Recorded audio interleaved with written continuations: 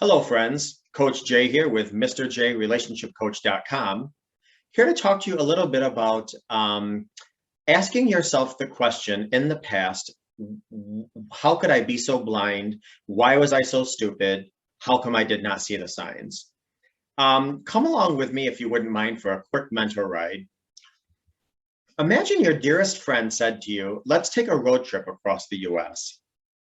For 2 weeks, you both are nonstop driving, passing thousands of houses and highways and cars along the way.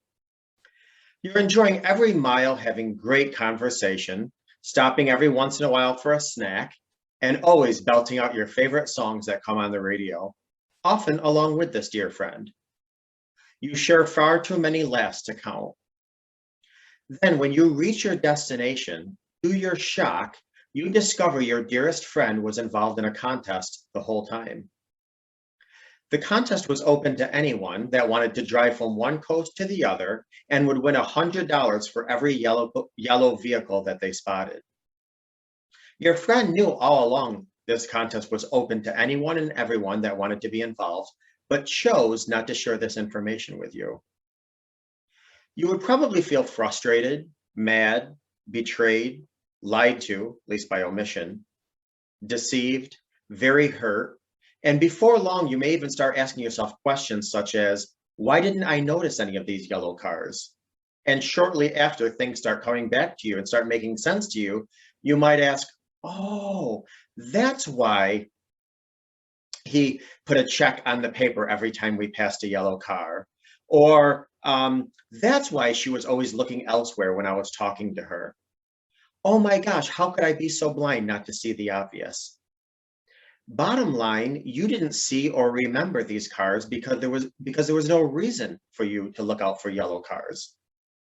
See, you relied on the trusted relationship that you had and the information that was given. You were simply going on a road trip with your friend. Why didn't the friend question the other when he or she was putting the check on the paper every time they saw a yellow car? That's the question. And a few things. We often don't confront these micro anomalies because we're too busy excusing them away.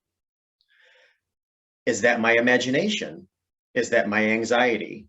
Is that my low self-esteem at play? If I ask or inquire about this, am I going to be perceived as crazy or having little self-confidence? Am I making a mountain out of a molehill? Keep in mind, depending on the relationship and dynamics of the relationship, if we are completely financially dependent on someone, we may subconsciously or consciously choose to ignore these signs. Similarly, if we are tied to the person, such as raising kids with them or owning mutual property or have roots with them in this relationship, fear may prevent us from addressing these red flags. The more we are dependent on someone, the more we silence our gut or intuition. Now, let's dive a little psychologically deeper, if you will. Yes, there are times we don't see things and signs before us because we weren't looking for them. However, we more often do, in fact, see these signs or observe these red flags, but denial takes over. Which leads me to the topic of this post here, which is betrayal blindness. What is betrayal blindness? Betrayal blindness is not allowing yourself to see what's going on or to connect the dots or to fully engage with reality. And the reason is because if we did, the information would threaten our relationship with the person who is most important to us. So what this means is that events or realities that threaten our sense of secure connection with our partner can feel like life or death to us. Whatever threatening information may be, we cannot let ourselves know about it because it would create such chaos, such terror and turmoil and pain and hurt and confusion that we might feel we may not survive emotionally or psychologically and so forth. We all have a primal need and desire to attach emotionally to our person.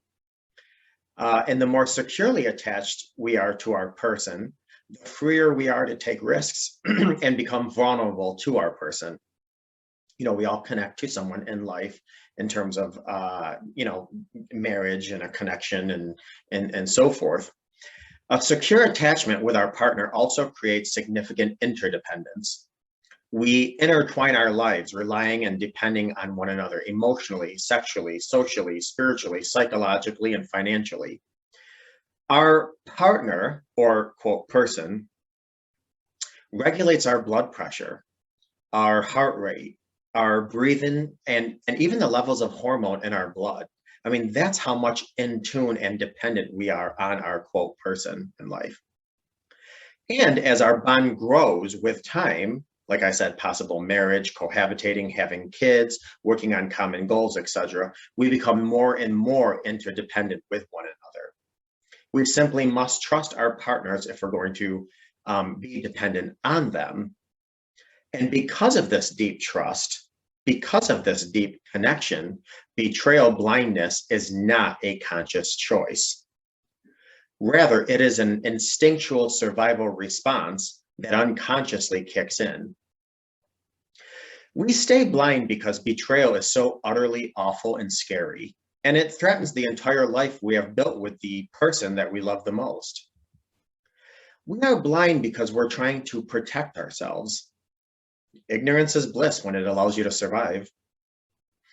When our secure connection with our partner or person is threatened by betrayal, and our trust is ruptured, we perceive this trauma as a threat to our very survival. We are blind because we don't want what is true to be true. And if we can ignore the signs just a little bit longer, then we get to hold on to the life that we wanted and believed in. So again, to reiterate, our coping strategies instinctually move to protect us by blocking out the information, rationalizing it away, or in some way keeping it from landing in conscious awareness where we would have to deal with it. By doing this, we keep our world intact. This coping mechanism is largely unconscious. We aren't saying to ourselves, I don't think I'll let myself know about this or that, because I'm not ready to address this or that. Instead, our bodies register that we are in danger. And before the information gets to our conscious minds, we instinctually move to protect ourselves by blocking it out, rationalizing it away, or in some way keeping it from landing where we have to fully deal with it. Some call it the Red Riding Hood syndrome. I'm sure you're familiar with the story of the Red Riding Hood. Despite her seeing the wolf's big eyes and noticing his sharp teeth, she ignored the signs because she wanted to see her grandmother. Similar to us, we want to belong to a happy, healthy relationship. Our bodies know that acknowledging or self-admitting that there may be some betrayal is just too overwhelming of a thought because of the hurt, the changes, the work, and so forth that would present itself in doing so. The saying love is blind is true because there are other areas in your life outside your intimate romantic relationships where if something was off, you would be much more in tune with your gut. If you would pick up on signs from your boss, you would pick up signs from a neighbor or a coworker. But when it comes to intimate betrayal, we're caught off guard. We make a ton of excuses for love. You ever hear of the saying, love covers a multitude of sins? So basically, to bring this topic to a close, and so you're not beating yourself up again with these thoughts of how could I be so blind, and I just want to repeat that betrayal blindness is subconscious. It is an adaptive mechanism.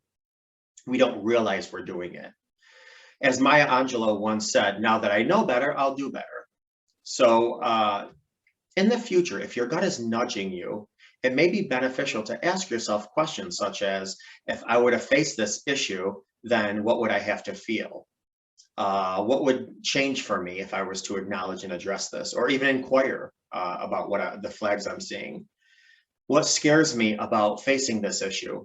What would I potentially lose if what I am feeling was actually true?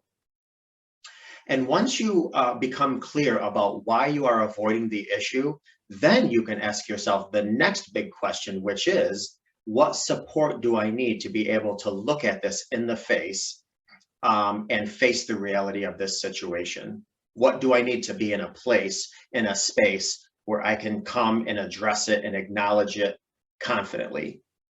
I hope you have a good grasp on what betrayal blindness is. Please don't hesitate to reach out to me if you have any questions or thoughts further. Like I said, I am Coach Jay, and until next time, please be good to yourself and others.